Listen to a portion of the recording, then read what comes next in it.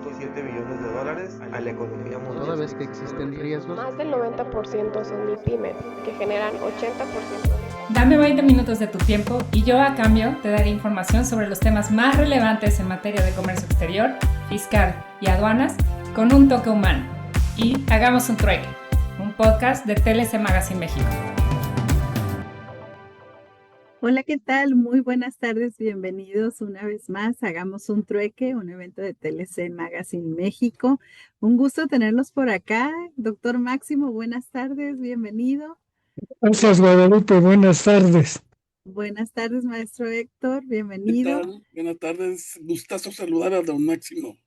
Así Igualmente, Héctor, con una disculpa, pero he andado ponchado con influenza, entonces todavía estoy convaleciente. No, Qué pues, bueno que está de regreso. Gracias, gracias. Bueno, y pues a todos los que se están uniendo les damos la bienvenida. El día de hoy nos acompaña el maestro Omar Lara para darnos un excelente tema, algunos casos concretos de procedencia de los medios de defensa fiscal en el 2026.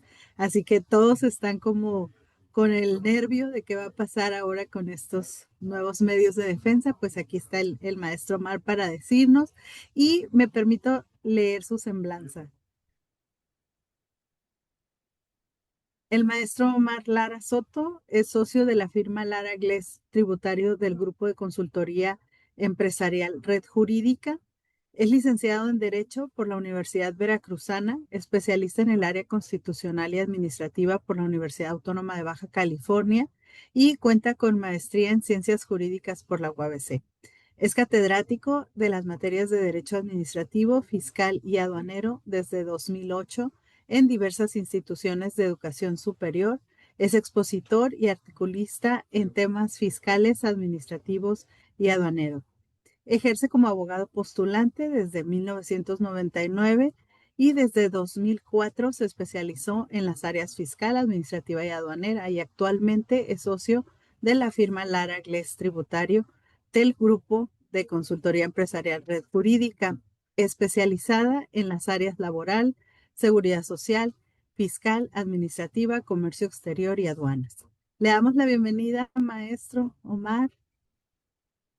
Gracias, doctora, y saludos a todos y espero pronta recuperación. Le deseo al doctor Máximo que Gracias, ya se Omar. recupere a la brevedad. Bien, Gracias. gracias, doctora. Pues sí, aquí estamos para platicar de este tema que, pues bueno, pues la incertidumbre, ¿no?, que ha generado. Sí. Ya puedo compartir, ¿verdad? Ya puede Sí. compartir y le Ahí recordamos está. a todos que sí, ya lo vemos y que a través del chat pueden hacerle llegar sus preguntas al maestro Omar. Le cedo la pantalla y el micrófono. Gracias, doctora.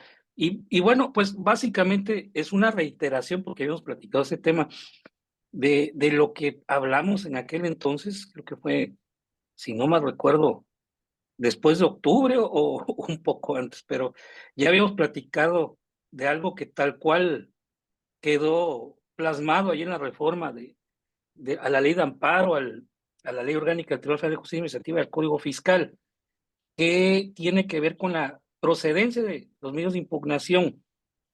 Y para empezar, pues el tema es que la defensa sigue, ¿no? Ahí está. La restricción se dio en ciertos aspectos que vamos a platicar en este pues, momento. Y básicamente, si yo tengo una multa que me notifican hace una semana, por ejemplo, ¿no?, pues yo puedo ir al recurso de revocación sin ningún inconveniente. Hay un tema de la suspensión que platico un momento más, allí sí nos afecta a todos, pero pues puedo ir a impugnarlo en el recurso de revocación y pues no va a pasar nada, va a proceder mi recurso, ¿no? Claro, presentándolo adecuadamente, ¿no? O quiero irme al juicio contencioso, pues no pasa nada, tampoco, o sea, va a proceder. Entonces, la defensa está en cierto aspecto al cual la conocemos, ¿no? Puedo impugnar los actos administrativos ilegales o que considere que le causa un perjuicio de alguna índole, inclusive hasta el juicio de amparo, ¿no? En sus causales ya conocidas, por ejemplo, si voy a impugnar una cuestión de constitucionalidad, o ahora que se reformaron infracciones en la ley aduanera, ¿no? Y sanciones, pues si yo considero que si me aplica una multa que es inconstitucional, puedo impugnar en el juicio de amparo directamente, ¿no? Amparo contra leyes, etcétera, ¿no? Entonces, pues realmente no es que haya una situación, digo porque a veces como que se escucha, ¿no? en el ámbito, ¿no? De que ya no hay defensa, que ya se acabó la defensa fiscal administrativa, etcétera, etcétera, ¿no? Todo continúa tal cual, pero hay algunos puntos que son medulares para ciertas estrategias o fueron medulares para ciertas estrategias que eran usuales porque, pues digo, pasa todavía que nos encontramos con el empresario, ¿no? El cliente, el contribuyente que pues tiene un desastre administrativo, ¿no? En su empresa, tiene una serie de omisiones graves que lo llevan eventualmente a un problema muy complicado ante el fisco. No es excluir a nadie de su responsabilidad, pero desafortunadamente la cultura empresarial que tenemos a veces no, bueno, ya no sería cultura empresarial como tal, ¿no? Pero no es tan pues difundida y existen aquellas empresas que crecen, qué bueno, digo, crecen muy rápido, con una serie pues quizás descuidos porque su punto principal es la operación y han logrado el éxito, pero ese éxito conlleva mayores obligaciones que se descuidan. Entonces, yo lo que quiero plantear es un escenario donde nos encontramos a empresas que efectivamente por ese descuido administrativo han generado una serie de omisiones donde están desprotegidos y ante una facultad de comprobación, por ejemplo, el SAT puede determinar hasta un crédito fiscal de forma presuntiva, a pesar de que ya se hubieran pagado quizás hasta contribuciones, ¿no? Y eso sucede, o sea, no siempre es el cliente o el contribuyente que busca a toda costa incumplir, ¿no? O sea, sí hay, claro que hay de todo, ¿no? Pero también está este escenario.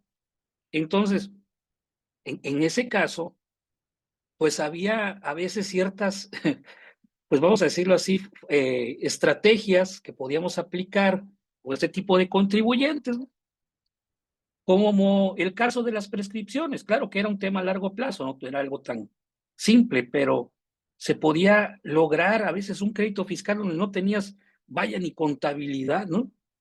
Y créditos millonarios, ¿no? Y los impugnabas,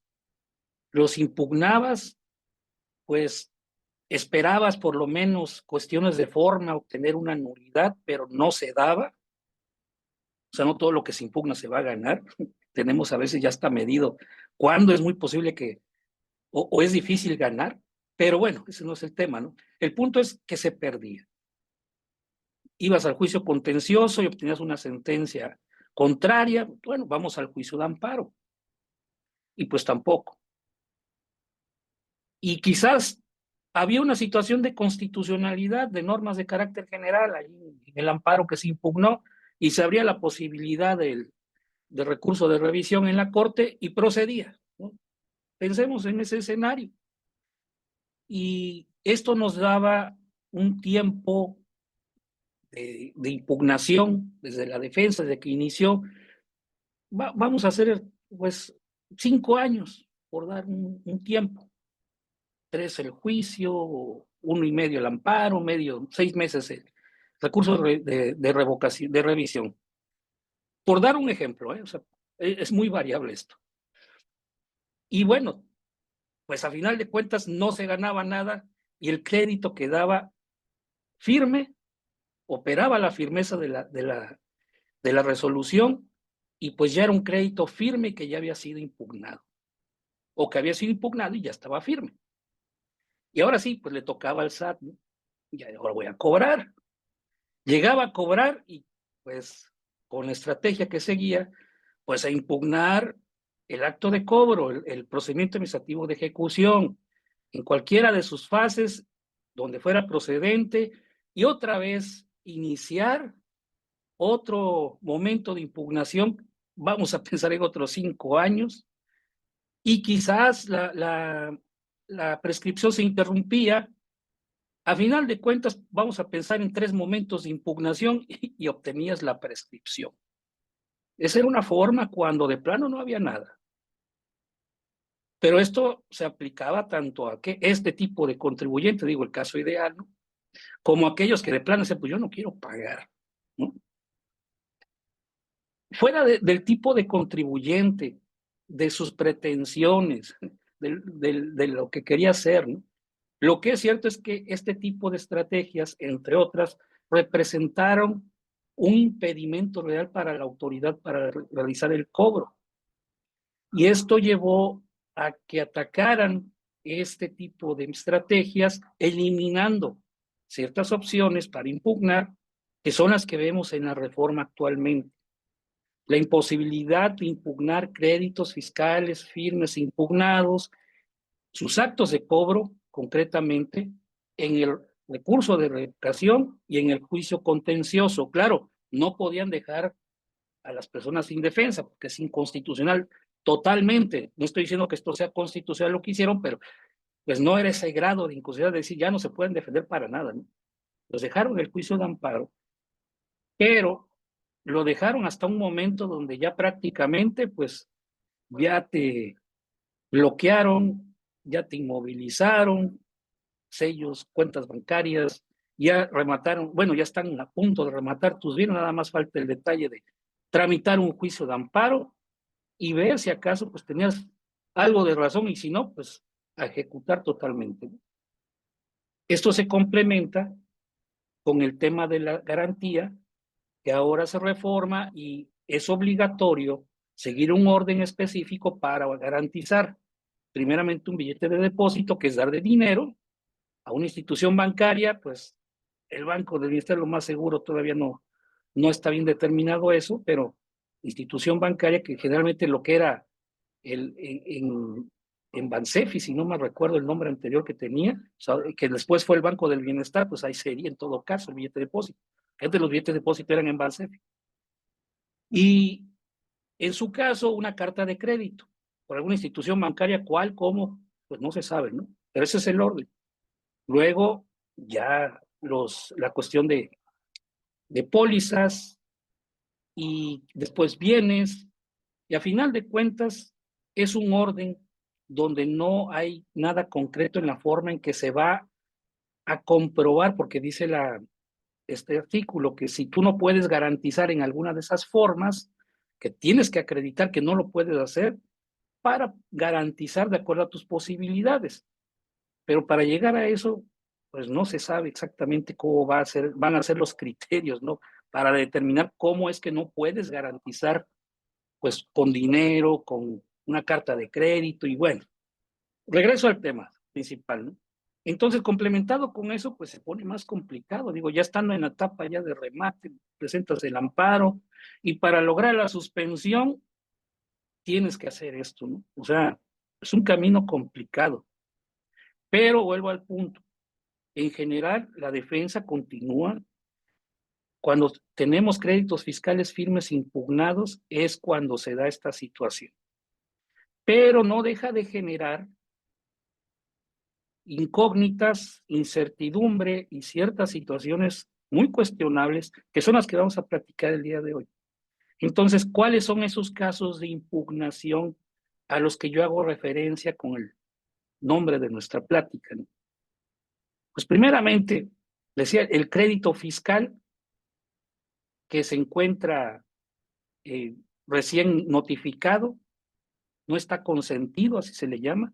Te notifica un crédito fiscal, tienes 30 días básicamente, bueno, salvo que sean cuestiones de aportación de seguridad social, pues baja 15, pero en general son 30 días para garantizar, para impugnar, para pagar, o alguna de las formas permitidas allí por el Código Fiscal, las leyes fiscales, para extinguir el adeudo, ¿no?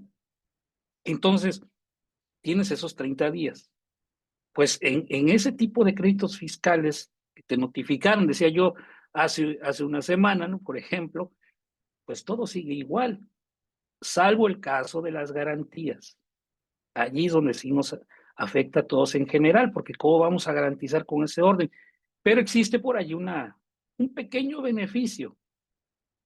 El caso del artículo transitorio 29 de la Ley de Ingresos de la Federación dice que cuando tú presentes el recurso de revocación, tendrás un plazo de 6 meses para constituir la garantía. O sea, pides la suspensión, porque ya no hay dispensa en el recurso de revocación. Pides la impugnación y entonces pides la suspensión, perdón, y entonces debes garantizar, pero tienes 6 meses para hacerlo. Y regularmente los recursos de revocación suelen durar 4 meses, digo, en forma general, pueden durar un poco más, quizás hasta un poco menos, pero plazo regular 4 meses, entonces básicamente no vas a garantizar, ¿no? O sea, no vas a constituir garantía. Es una situación similar, aunque no es lo mismo, a la dispensa de garantía que existía antes de la reforma. Y bueno, tengo este crédito recién notificado, lo impugno, pido suspensión, pero por este beneficio no constituyo garantía, entonces prácticamente hay una especie de suspensión. Ya después viene el juicio y ya lo tradicional a garantizar, y ahí es donde empieza un poco el problema, porque ¿cómo vamos a garantizar? Con estas formas, pues todavía no se sabe a ciencia cierta cuáles van a ser los criterios que se van a sustentar en todo esto que menciono, ¿no? Ya veremos en su momento, ¿no? Pero entonces allí, pues, no pasó nada, ¿no? Ahora, otro escenario. Tengo un crédito fiscal, una resolución de una visita domiciliaria que me notificaron hace un año, pero lo hicieron de forma incorrecta, de forma ilegal.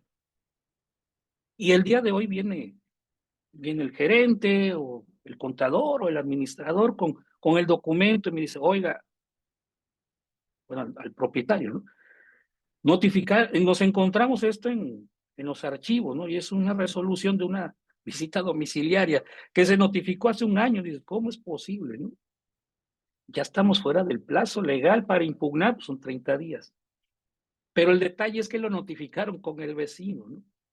Y ya lo trajeron después, allí lo dejaron y pues se traspapela, pero lo notificaron en el local del vecino. Y pues claro que a todas luces es una notificación ilegal, ¿no? Y entonces vamos a impugnar porque ya llegó el mandamiento, fue como nos enteramos, ¿no? Y la cuestión es, esto es un crédito fiscal firme impugnado primeramente, ¿no? Es un crédito fiscal consentido, es un crédito fiscal que se desconoce y ya no procede. Porque antes de ir con el ejemplo, claro, también el desconocimiento de los créditos fiscales también está ya fuera en el recurso de revocación, en el juicio. O sea, en el recurso de revocación. Si yo llego con una impugnación de un mandamiento de ejecución porque llegaron con un crédito fiscal que no conozco, pues si no procede hasta el juicio. Ahora el juicio. Pero bueno, regreso. No es el caso de un crédito desconocido, porque tengo la resolución, tengo la constancia de notificación ilegal. Notificaron hace un año. Entonces, primer punto, ¿es un crédito desconocido? Bueno, ya lo conocí y aquí lo tengo. ¿Y entra la causal de desconocimiento? No. Sí procede impugnarlo porque lo conoces y vas a impugnar su constancia de notificación. Bueno, luego, ¿es un crédito fiscal consentido? No, porque no lo conociste. La autoridad va a decir que sí, porque sí notificó legalmente. Y entonces me puede aplicar la improcedencia por eso de los créditos fiscales firmes impugnados, no porque no había sido impugnado.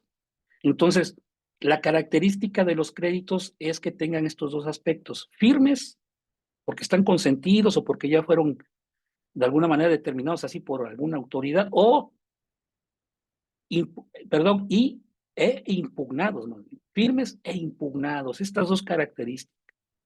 Si el crédito fiscal aparentemente está consentido porque no lo impugné hace un año y llego manifestando que no lo hice porque la notificación es ilegal, para nada opera ninguna improcedencia. Se puede impugnar, claro.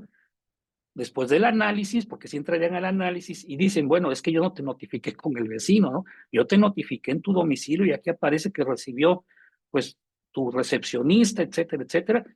Ya si eso se determina y consideran que es legal la notificación, eso es otra cosa, ¿no?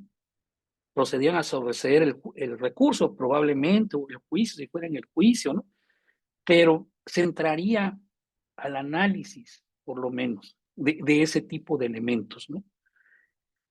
No habría una improcedencia, sin duda, derivada de estas causales, de la reforma, ¿no? Para nada. Yo puedo impugnar un crédito fiscal que estoy conociendo en este momento, tengo sus constancias y lo puedo hacer. Ahora, no tengo sus constancias de notificación. ¿Puedo impugnar también? Sí, porque conozco el crédito fiscal. Lo que estoy manifestando es que jamás me notificaron, no tengo constancias. Por ejemplo, en el caso de recursos de revocación, es un requisito señalar bajo protesta, decir verdad que no se tienen las constancias, se hace y procede el recurso, no hay por qué determinar una improcedencia. No estoy manifestando el desconocimiento del crédito fiscal, del acto administrativo. Estoy diciendo que desconozco sus constancias y que hoy lo conocí y procedo a impugnarlo. Si yo solo conozco las constancias de notificación, las encuentro, oiga, dejaron esto hace un año, ¿no? Y es del PAE que llegó el día de ayer, ¿no? Pues bueno, quizás allí sí estaríamos en esa situación de desconocimiento del crédito fiscal y podría proceder operaría la improcedencia. Si ni siquiera conozco las constancias ni el acto, claro que es el caso concreto de la improcedencia y tendrían que irme al juicio. Entonces, en este punto del desconocimiento, procede a impugnar un crédito fiscal que conocí el día de hoy, con sus constancias de notificación y la resolución. No es improcedente, sí procede recurso. No es el caso de desconocimiento. No tengo las constancias de notificación, no es el caso de desconocimiento y es procedente. Entonces, allí procedería, claro, ya dentro del análisis, si la notificación es legal, pues ese es otro tema, ¿no? Pero claro que procede, ¿no? Y bueno, vamos al otro punto, ¿no? Bueno, y para complementar también, el desconocimiento también es improcedente en el juicio contencioso. No, allí sí procede el desconocimiento. Sigue una causal que es del artículo 16 de la Ley Federal de Procedimiento Contencioso Administrativo y puedes plantear el desconocimiento con constancia, sin constancia, sin resolución, sin nada. O sea, desconozco totalmente la resolución, ¿no? Y sus constancias, solo sus constancias y la resolución no la conozco, ¿no? Claro que procede. ¿Esto también existe en el recurso de inconformidad del IMSS? La respuesta es no. En el recurso de inconformidad del IMSS todavía procede a impugnar el desconocimiento. Ahí está la causal del artículo 12 del reglamento de recurso de inconformidad, entonces es procedente. En el caso de inconformidad del Infonavit, procede este recurso en desconocimiento y allí es un poco complicado decir sí o no. ¿Por qué? Porque de entrada el reglamento de este recurso de inconformidad en el IMSS es un texto muy deficiente desde el punto de vista normativo, literal y muchos aspectos, y de entrada no regula expresamente que tú puedas plantear el desconocimiento. Pero por extensión de los medios de defensa, claro que era posible plantear ese desconocimiento. El artículo 68 del Código Fiscal, que se aplica a los actos de Infonavit, pues señala que si tú niegas los hechos o niegas los actos de la legalidad de los actos de autoridad, pues tú puedes hacerlo y la autoridad tiene que probar esos hechos, ¿no? Si dice que es un crédito notificado, pues tú dices, lo niego, lisa y llanamente, y la autoridad tendría que probar que lo notificó en el recurso. Entonces, bajo ese contexto, claro que operaría la procedencia de el desconocimiento del crédito fiscal. Aquí el tema que surge es que en las sentencias que emite el tribunal, por ejemplo, el caso de la figura de la negativa, de la confirmativa ficta, no está regulada tampoco en este recurso de inconformidad de Infonavit, pero algunas salas han dicho que como está regulado por el Código Fiscal y los actos de Infonavit están regulados también por el Código Fiscal. Esta figura de la confirmativa ficta es aplicable a los recursos de inconformidad de Infonavit, entonces se aplica. Y la duda viene porque, bueno, si entonces estamos hablando de un criterio supletorio, ¿no? ¿De qué es supletorio el Código Fiscal al reglamento de inconformidad de Infonavit? Pues entonces me pueden aplicar también esta cuestión de improcedencia. Yo creo que sí, es posible. Entonces, allí habría que ver. Digo, pues intentarlo es lo de menos, ¿no? Pero sí es un poco, allí hay debate, ¿no? Sobre esa procedencia, pero vuelvo en resumen. Recurso de revocación, plantear el desconocimiento del crédito fiscal procede, no. Total desconocimiento, no. Juicio contencioso, sí procede. Recurso de inconformidad del IMSS, sí procede. Recurso de inconformidad de Infonavit, yo digo que sí, pero con esa salvedad que menciono, ¿no? Vamos al otro punto de la reforma. La improcedencia del recurso y el juicio en actos de cobro de créditos fiscales firmes e impugnados. Bueno, y aquí voy, de veras, aquí está. Aquí tengo mi presentación. Perdón. Ya para que vayan viéndolo gráficamente. Por cierto, allí se las envié para que, si quieren alguien solicitarlo, nomás que se me descuadró todo, perdón. Pero sí se ve, ¿no? Y bueno, aquí tenemos, son las causales, ¿no? Desconocimiento, créditos fiscales determinados en liquidaciones impugnadas que quedaron firmes, que fueron impugnadas, las solicitudes de prescripción de estos créditos, ¿no? Allí no procede el recurso. En el juicio contencioso, el desconocimiento sí procede, o sea, tú puedes impugnar el desconocimiento sin ningún inconveniente, pero los créditos fiscales firmes impugnados, los actos de cobro, ya no. Resoluciones de solicitudes de prescripción, tampoco, ¿no?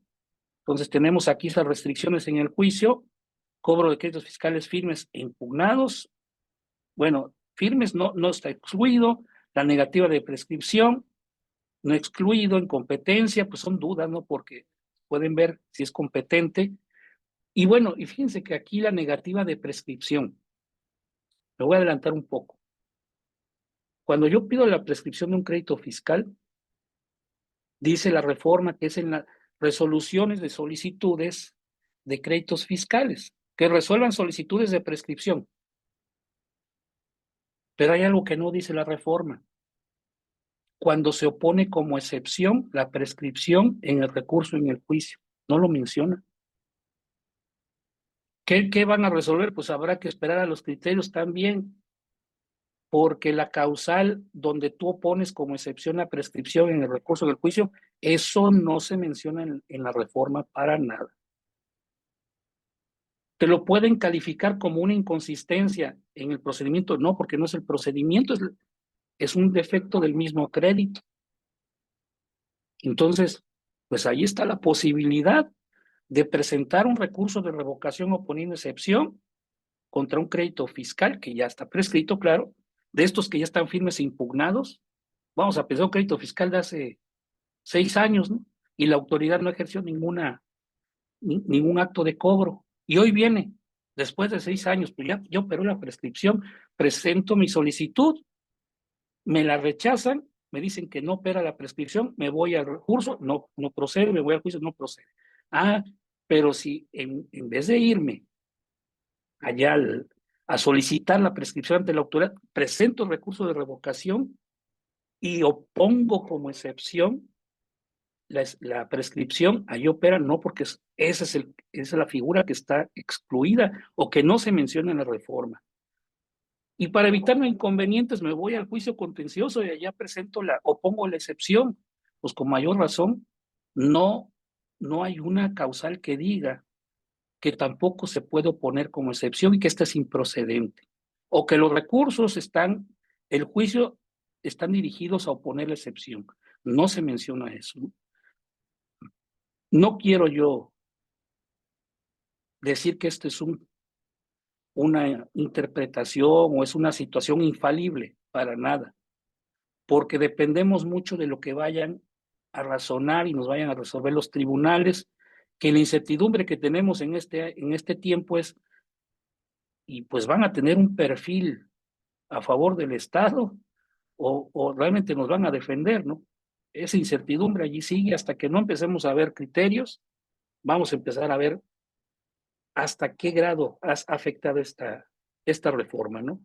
Pero sin duda, esta situación de la oposición de excepción no se menciona ni siquiera expresamente, no se menciona ni siquiera por extensión, si queremos hablar de eso, en la reforma. Creo que si se aplicara este criterio, sin duda sería, desde mi punto de vista, totalmente inconstitucional. Entonces, pues ahí está ese tema de la prescripción. Y otro tema en cuanto a prescripción es la incertidumbre que genera cuando la autoridad pues tiene toda la posibilidad de actuar. Bueno, si dicen por allí que si una autoridad no tiene la posibilidad de ser arbitraria, no es autoridad. Y creo que eso se entiende, ¿no? Pero no me refiero a este punto, ¿no? Digo, la autoridad va a aprovechar en todo momento para no acatar las normas a veces, ¿no? Y en este caso que voy a plantear es un ejemplo donde sí se da esa situación, porque pensemos en un crédito fiscal que yo impugné y que perdí. Allá en el 2010 operó la firmeza de la sentencia del tribunal. Es un crédito fiscal firme e impugnado. Y el día de hoy, 2026, enero 2026, viene la autoridad a cobrarme ese crédito. Han pasado 16 años. Y yo solicito la prescripción y me dice, no procede tu solicitud de prescripción. Y bueno, pues allí tendremos que irnos hasta el amparo, pero la pregunta es, ¿esto es justo? ¿Esto es una inequidad procesal a todas luces?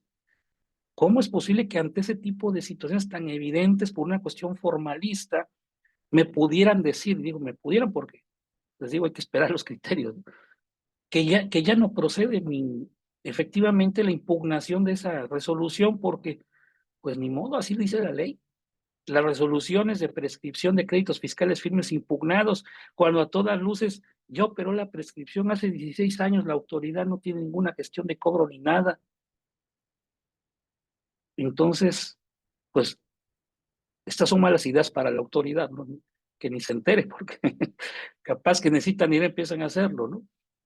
Y esa incertidumbre está allí pendiente en el ámbito, porque pues esa posibilidad real existe totalmente.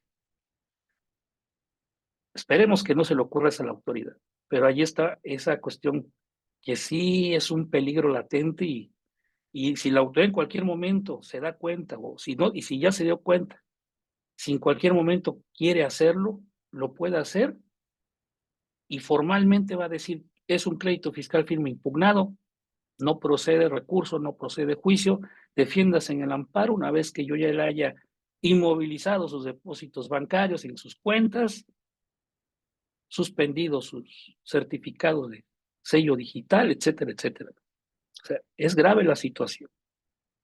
Bueno, pasando ahora a la parte que ya involucra al juicio de amparo, que es el caso de los actos de cobro de créditos fiscales firmes impugnados. Y que recuerden que hace tiempo pues también vimos una tabla. Y aquí está, ¿no? La misma tabla de hace tiempo. Ese cuadro comparativo de días de defensa, ¿no? Acto de cobro de crédito fiscal firme impugnado. En el recurso de revocación, pues es improcedente. Si me niegan la prescripción, es improcedente. Impugnar esa negativa. Las normas de carácter general, híjole, aquí habrá que ver porque no proceden la impugnación de normas en el recurso. Entonces, pues lo más seguro es que tampoco proceda. No se da el caso ni siquiera. Juicio contencioso. Actos de cobro de créditos fiscales firmes impugnados, no procede. Hay que irnos al amparo. Si pido la prescripción de ese crédito fiscal firme impugnado y me dicen que no procede impugnado tampoco en el juicio, ni en el recurso. Como vimos anteriormente, procede la cuestión de normas de carácter general y si dicen aquí está como en signo de interrogación y ahorita les explico por qué. Amparo indirecto, actos de cobro, procede pues hasta remate. Negativa de prescripción también, de créditos fiscales firmes impugnados, estamos hablando, ¿no? Y normas de carácter general expresamente dice que no, también hasta la convocatoria. Y aquí es donde voy a entrar a ver el tema del juicio contencioso, porque la reforma dice que no procede la impugnación de normas de carácter general que se apliquen durante el procedimiento, sino hasta el remate. O sea, también las incluye. Por eso de que, bueno, y si me impugnan la inconstitucional de una norma, pues también lo bloqueo, ¿no? Pero fíjense que pasa algo aquí curioso. Resulta que esta causal que menciona que la impugnación de normas de carácter general también se hasta remate, habla del amparo, nada más del amparo. No habla de recurso, bueno, de recurso no, porque ahí no podemos impugnar normas. No habla del juicio contencioso. Y resulta que el juicio contencioso sí procede contra decretos y acuerdos de carácter general distintos a los reglamentos. Entonces, ¿qué tal si en el procedimiento administrativo de ejecución o en la actualización del crédito fiscal me aplican la resolución miscelánea fiscal? ¿Puedo presentar el juicio? Desde mi punto de vista, sí. Claro que sí, porque no está dentro de las causales de improcedencia. Está que no procede. El desconocimiento de créditos fiscales en el recurso es un desconocimiento, no. En el juicio procedía, pero no es un desconocimiento. No procede la impugnación de actos de cobro de créditos fiscales firmes impugnados, y esto de la actualización es un acto de cobro, no es un acto de cobro. La actualización de un crédito fiscal es inherente al crédito fiscal nada más. Actualizarlo para tener cantidad líquida, no es el acto de cobro. Entonces, si me aplican una regla de la resolución miscelánea fiscal durante la actualización o en alguna parte de la resolución la puedo impugnar, pues, bueno, habría que ver, bueno, tampoco si son actos consentidos no procede, ¿no? Pero si lo actualizaron recientemente, se puede, yo creo que sí. Desde mi punto de vista, sí es posible. Inclusive en el procedimiento.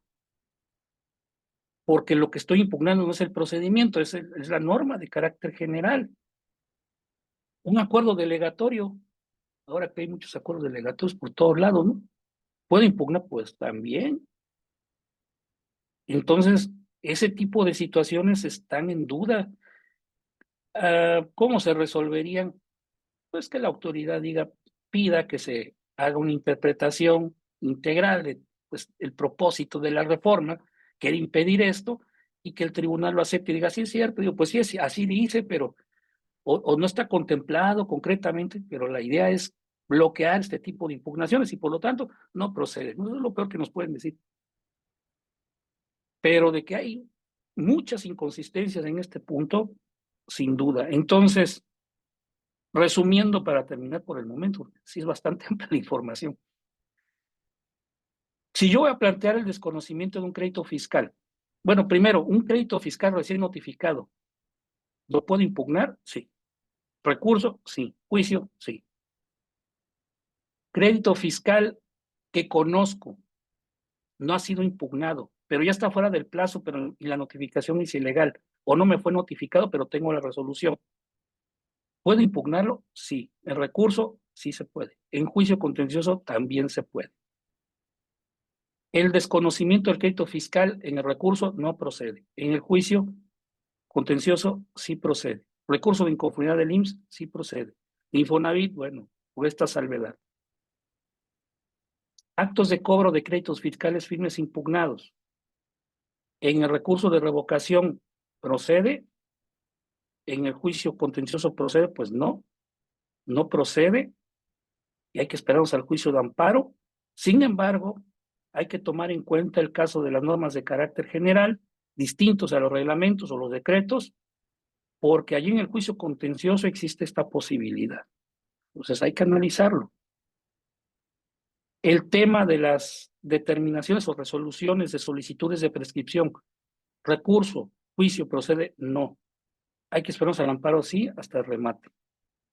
Sin embargo, la oposición de la excepción en el recurso y en el juicio está contemplado, no. Desde mi punto de vista debería proceder, pero pues habrá que esperar a lo que nos digan los tribunales, ¿no? Pero pues no se da el caso. Inconsistencias que platicamos en la charla anterior, pues este tema, ¿no? Del hasta el remate, pues una palabra muy inexacta, pero pues esa sí se puede solucionar con una interpretación teleológica por parte de los tribunales, que no, pues la idea es que no proceda, ¿no? El tema referente al recurso de revocación cuando dice que no procede contratos administrativos de cobro. Es un tema de precisión conceptual que yo creo que no va a ser muy contundente, pero pues por lo menos para los especialistas, para que hagamos coraje, pues ahí está, ¿no? Que le dice actos administrativos. ¿Y qué es un acto administrativo? Pues no es un procedimiento, ni es un acto de procedimiento. Entonces, en el recurso, en el juicio contencioso sí dice, el juicio contencioso procede contra actos, procedimientos, normas de carácter general y decretos distintos a los reglamentos, ¿no? Excepto cuando se trate de actos de cobro, ¿no? O sea, abarca las formas de actividad administrativa, pero en el recurso de revocación dice, no procede contra actos administrativos y los procedimientos, pero os digo, es conceptual, sí tendría solución una interpretación de los tribunales a favor de la autoridad civil, sin duda sí. Otro tema también de inconsistencia conceptual, que tampoco es contundente, el tema de este término que usaron, ¿no? Créditos, contribuciones de créditos fiscales, pues eso no existe. Pero lo más seguro es que quisieran decir contribuciones o créditos fiscales y tiene salvación. Pero por lo menos una fe de ratas hubiera publicado, ¿no? Digo, no se trata tampoco de que todo esté así de esta forma tan malamente escrita, ¿no? Pero pues aquí lo está, pero tiene una solución, ¿no? Y bueno, el tema que sí nos afecta en general es el caso de las garantías por este orden estricto que ahora hay que seguir y la incertidumbre que hay en la forma en que se van a determinar en este orden las garantías. No sabemos muchos aspectos, hay que esperar, pero pues es el tema general que tenemos en la defensa. Sigue la defensa así, con estos aspectos que mencionamos, son los puntos, pero en general, la defensa fiscal, ahí está, ¿no? Otro punto que sí hay que ver es el nuevo Poder Judicial. ¿Qué criterios va a tener? Pues también hay que esperar. Pero esperemos que nos equivoquemos en todo eso que decimos de que ahora va a ser favorable al fisco y todo eso. Si nos dicen, si empezamos a ver que resuelven a favor, pues qué bueno, ¿no? Pues nos queda más que esperar este ejercicio a ver qué sucede. Pero lo más conveniente es prevenir, evitar contingencias. Háganle caso ya, mucho caso a sus contadores. Los abogados, pues queremos mucho trabajo, pero pues también les decimos, prevengan, ¿no? Pues sería todo lo que tenemos que platicar en este momento. Les agradezco. Muchas gracias, maestro. Ya no sé si preocuparme más. Esto Luego quedó nos peor, ¿no? sí, ya no sé cómo quedé. Pero bueno, vamos a ver si tienen por ahí alguna pregunta que la pueden hacer a través del chat. Les recordamos para el maestro Omar. Y Por cierto, perdón, antes de sí, terminar, para ya adelante. ahora sí terminar, hay otra información aquí en la presentación. Yo me quedé platicando, por eso nomás avancé muy poco, pero hay mucha información en la presentación de utilidad y ya pues ahí, si quieren solicitarla adelante para que puedan revisarla. Ahora sí. Sí, gracias, maestro. Y también comentarle a todos que a través del canal de WhatsApp de TLC Asociados, tanto pueden descargar esta presentación como el diploma de asistencia. Entonces, pues ahí no dejen de estar en ahorita por aquí les pongo el enlace para que se puedan conectar y si no, búsquenlo canales en WhatsApp, TLC asociados. Muy bien. Maestro Héctor, no sé si guste abrir su micrófono.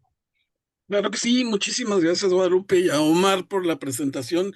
Voy a coincidir contigo, Guadalupe. Realmente lo que nos compartió lo que hace es reforzar los temas relativos a la preocupación que debemos tener en el medio, en relación con los medios de defensa.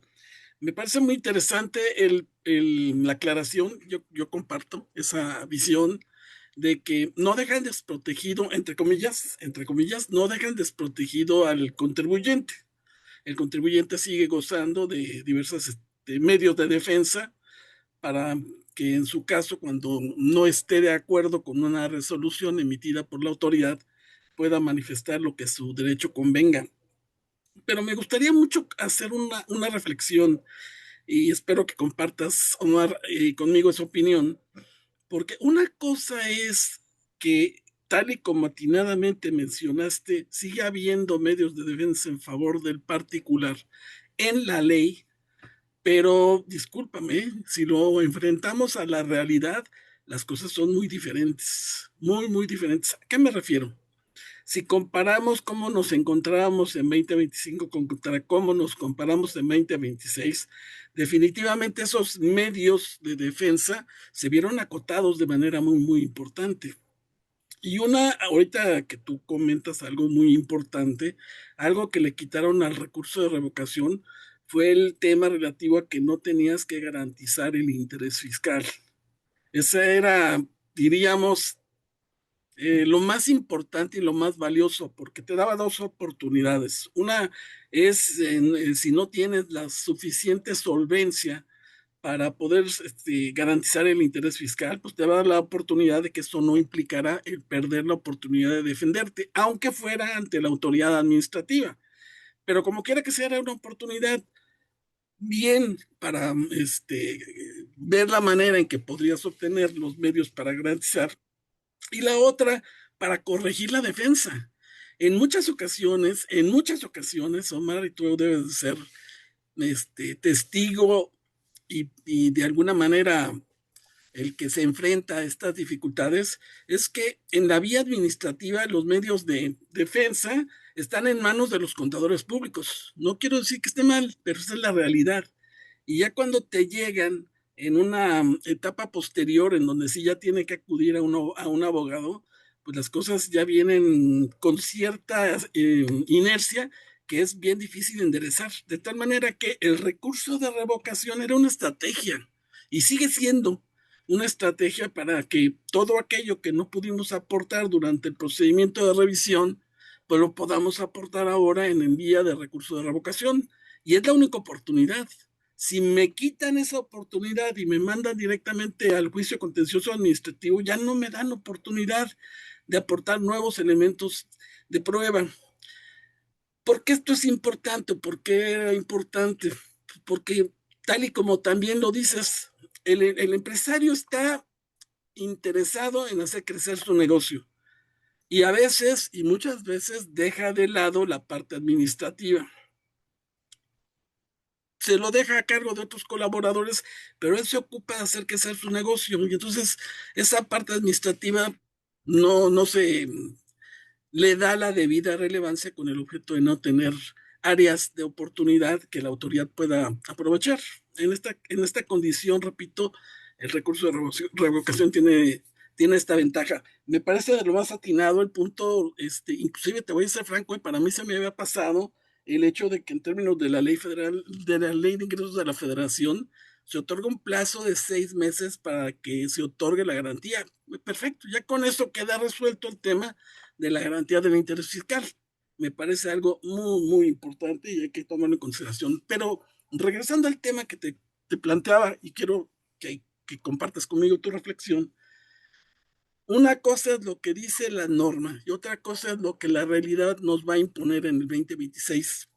¿Y a qué me refiero? Y tú lo apuntaste al final, la nueva conformación del Poder Judicial de la Federación. He visto comentarios en diversos foros, en diversos sitios, en donde se hace mención de que Es increíble el número de criterios favorables para los particulares que está saliendo en tribunales, en la vía jurisdiccional federal. Pero hay dos situaciones que pasan por alto al hacer los comentarios. Primero, son asuntos ventilados de mucho tiempo atrás, de mucho tiempo atrás. Y la segunda, por tribunales constituidos todavía por integrantes del Poder Judicial de la Federación, expertos en los temas. Pero si nos vamos, y ahorita sería interesante ver qué va a ocurrir a partir de que los nuevos magistrados y ministros empiezan a emitir criterios, ¿cómo vamos si vamos a ver reflejadas esa imparcialidad, objetividad, celeridad al momento de emitir las decisiones? Ese para mí es uno de los riesgos más importantes. Ojo, Omar, el abogado es un garante de que se busque la debida defensa de los particulares, pero ahora ya no es suficiente, porque tienes enfrente de ti una persona que a lo mejor va a decidir con un criterio totalmente desapegado a lo que es la legalidad y se vaya más bien por otros criterios. ¿Cómo la ves? No, coincido totalmente, ¿no? Estoy de acuerdo. De hecho, era lo que mencionábamos, ¿no? Y en charlas anteriores, cuando hablamos de recursos, ¿no? Era una estrategia muy, muy buena para tener un tiempo previo para preparar la defensa, el caso de la dispensa de garantía, entre otros aspectos, ¿no? Y con este tema de la garantía, pues como recordás y lo mencionamos, pues este artículo, que solamente es un paliativo, digo, sirve mucho, pero tampoco es como que elimina el problema totalmente, pues allí sigue, ¿no? La eliminación de la dispensa de garantía está latente.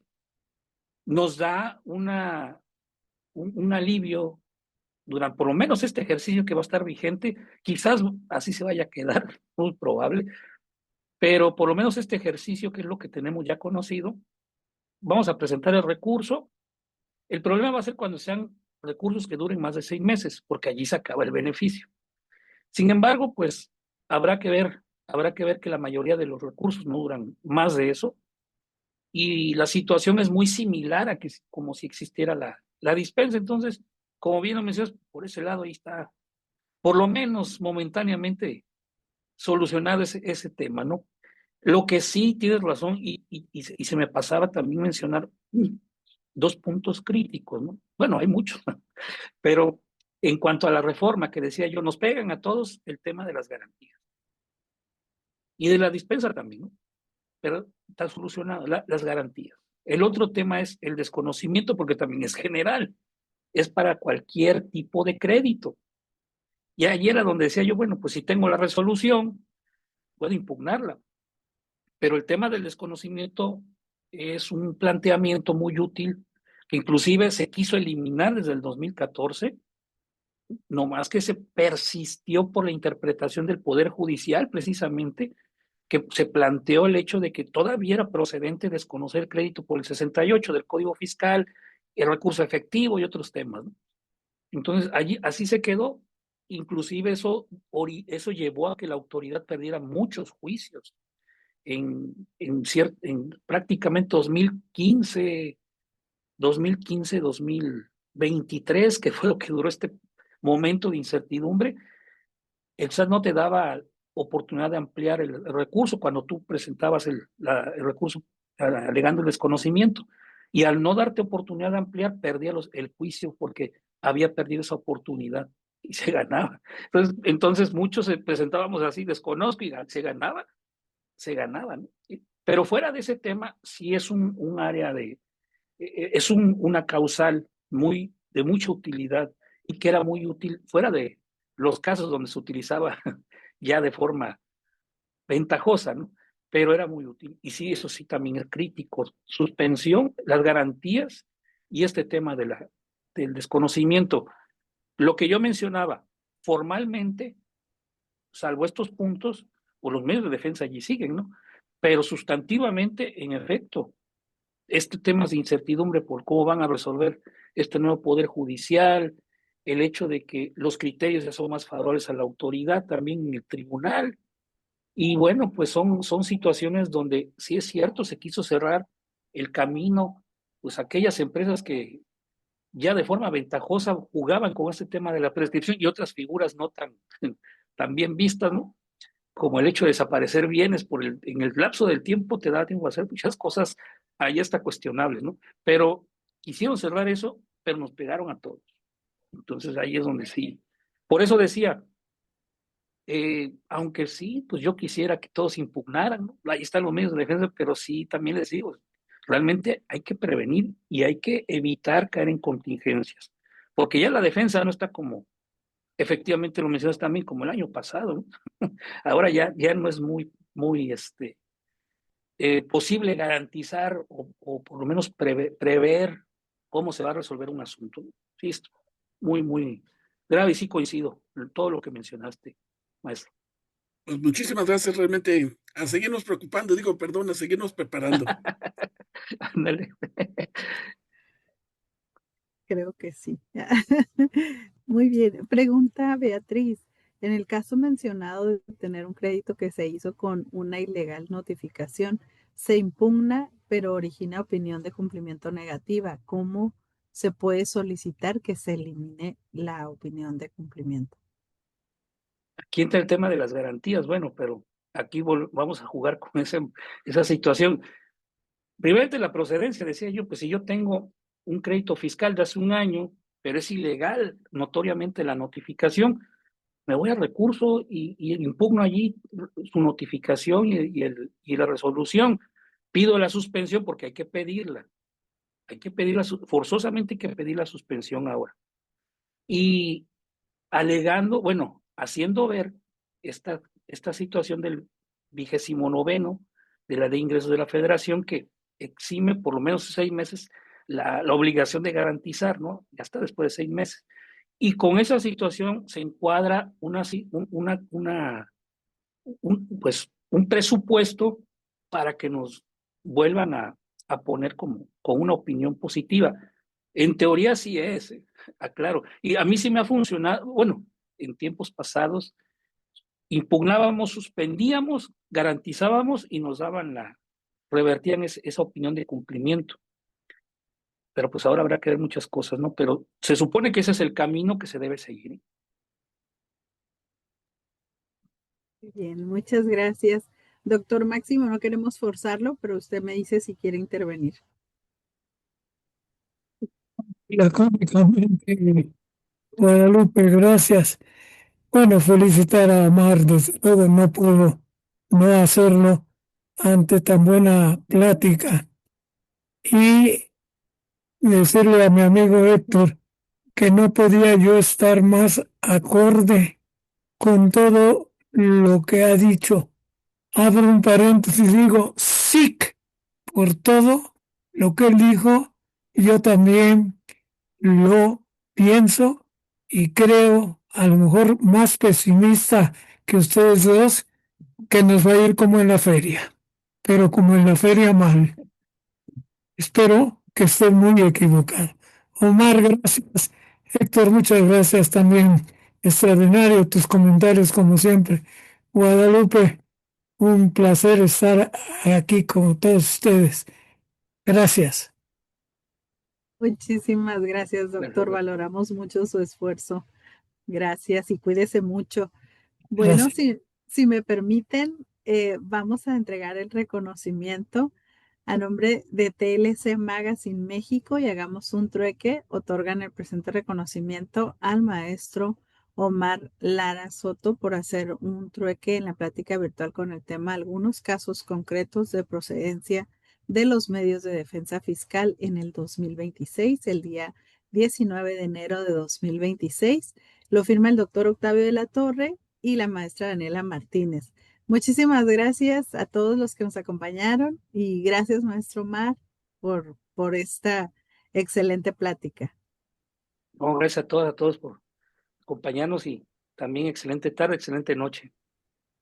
Muchas gracias, pues nos vemos el próximo miércoles y me va a tocar a mí dar tema.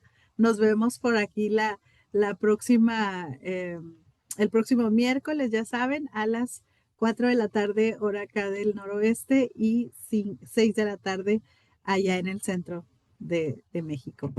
Hasta luego, que pasen muy buena tarde y buenas noches para algunos. Buenas noches y Bye. Magda, Gracias. que mejores. Hasta luego.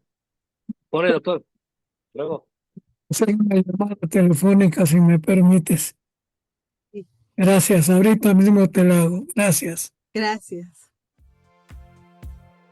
Hemos llegado al final de nuestro episodio de hoy. Muchas gracias por escucharnos. Esto fue Hagamos un Trueque, el podcast de TLC Magazine México. Si te gustó el episodio, no olvides compartirlo en tus redes sociales. Además, puedes encontrar todos nuestros episodios a través de Spotify, Apple Podcast o en nuestra página www.tlcmagazinemexico.com.mx en la sección de podcast. Si estás interesado en algún tema específico o se te hace complicado algún tema, envíanos un inbox, mensaje o WhatsApp y con gusto buscaremos al experto ideal para aclarar todas tus dudas.